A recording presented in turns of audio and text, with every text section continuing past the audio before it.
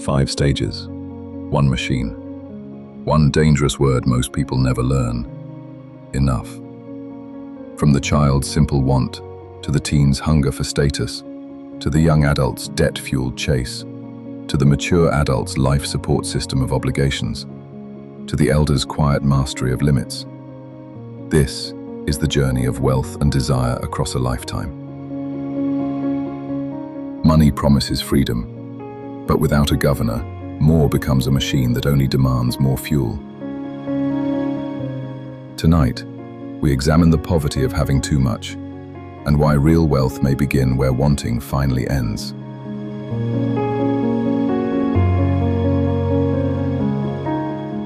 Watch a 5-year-old discover a penny on the workshop floor. Their tiny fingers close around that copper disc like they've found the most precious gear in existence. They don't know about inflation, investment portfolios, or compound interest. They just know they have something that wasn't there before. The child's wealth engine is beautifully simple. 1 moving part. Want equals need equals enough. They see a toy through the shop window, and their entire mechanical universe reorganizes around acquiring it. No complex calculations, no fuel efficiency concerns. Pure, uncomplicated desire driving a single-cylinder engine of want. But even at 5, the first crack appears in the housing. They get the toy, and within hours, it's forgotten in the corner while they stare at another window, another want. The machine that was supposed to stop when it reached its destination just keeps running.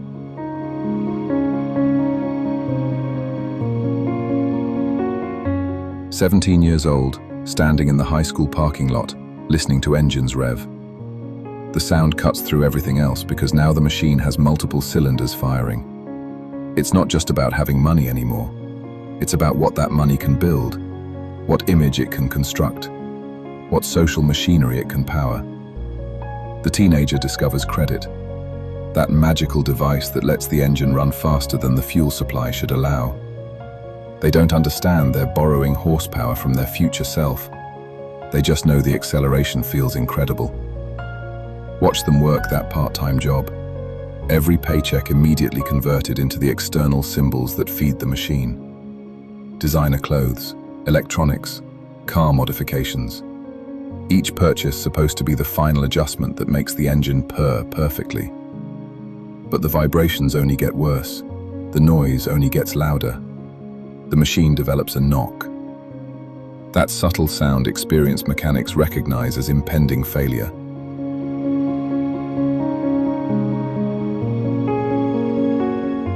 "25, in a cubicle that feels like being trapped inside a combustion chamber. The wealth machine has become a complex, multi-stage system now. Student loans are the heavy flywheel they can't stop spinning.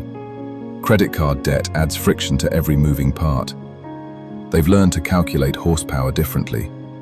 Salary minus expenses equals forward motion. Except somehow the equation never balances. The harder they press the accelerator, the more fuel the machine demands. Rent, insurance, payments on payments, interest on interest. This is when they discover the first terrible truth about wealth machinery. It's not designed to reach a destination. It's designed to keep running.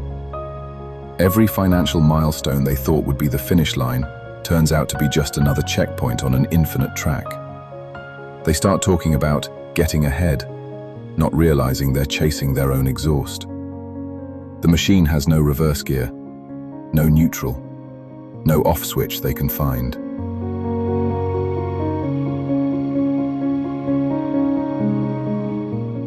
"43, standing in their garage at 2 a.m., finally understanding what they're looking at. The wealth machine they've been building for decades sprawls before them in all its unnecessary complexity. Mortgage payments, insurance policies, investment accounts, retirement plans, college funds, emergency funds, funds for the funds. They've become a maintenance crew for a machine that maintains itself. Every promotion at work just adds another subsystem that requires attention.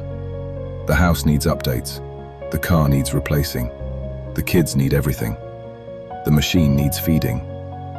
This is the stage where most people realize they've built a perpetual motion device powered by their own life force.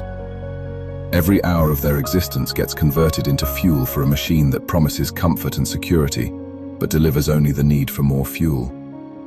They lie awake calculating burn rates, wondering when they became a component in their own engine instead of its operator. The machine runs them now, not the other way around.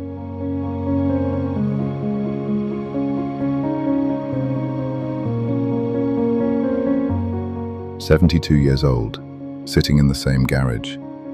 But now they see something different. The machine is still there, still running, but they're no longer listening to the engine noise. They're hearing something else, the subtle sound of enough. Somewhere along the way, they learned about governors, those simple mechanical devices that prevent engines from destroying themselves. Not by adding more power, but by limiting it. By saying, this far, no further. They realize wealth was never about the size of the engine.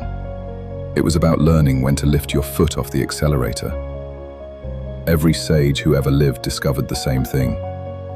The machine runs perfectly when you stop demanding it run faster. Epicurus knew it.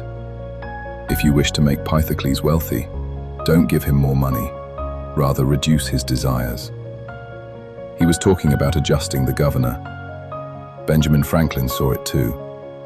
Wealth is like seawater. The more we drink, the thirstier we become.